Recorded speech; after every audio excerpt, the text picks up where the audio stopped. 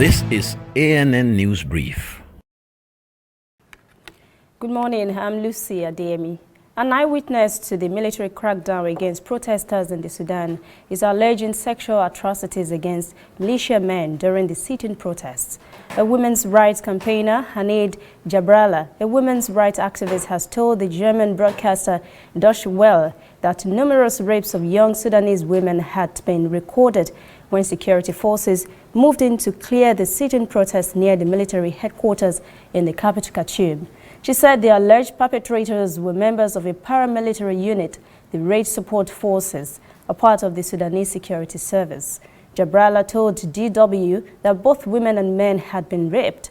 She said that some of the bodies recovered from the 9 were of women who had been sexually abused. She said cases of rape had already been documented in the hospitals as well.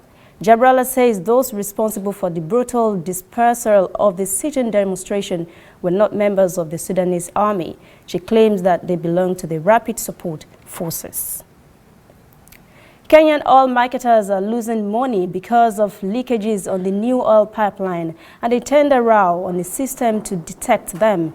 The exact quantity of fuel lost is unknown. Managing Director of the Kenyan Pipeline Company, Otson Adambi, says cancellation of a contract for the supply and installation of supervisory council and data acquisition and leak detection system in August last year caused them the losses. Had it not been cancelled, it would have allowed for a change of the score of workers for the system to function as intended. He said this means the organization cannot tell for sure when the leakage in Makueni started.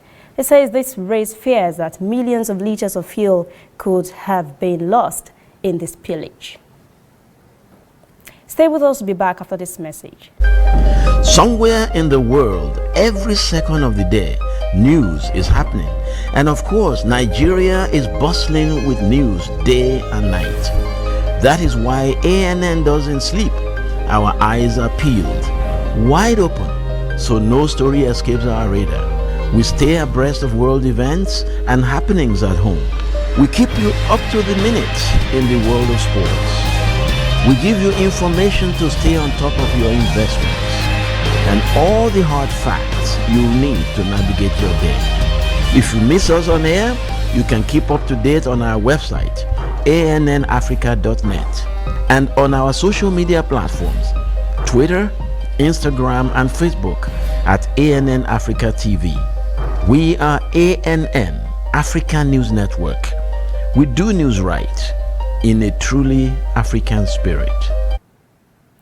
A Zimbabwean winemaker is claiming that at least 90% of wine sold in the country is uncertified and could potentially pose a threat to the health of those who drink it.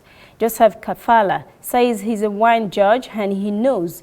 He said beverage managers and procurement officers are buying uncertified wine for business reasons. He said they should not because they have the potential to kill customers. Jafana was on the team that won the 2015 South African Wine Tasting Championship. He is the founder of Mosi Wines. That's ANN News Brief. Thanks for watching. For details on these and other stories, visit our social media platforms and join the conversation on Twitter, Instagram, and Facebook at ANN Africa TV. I'm Lucy Adeyemi.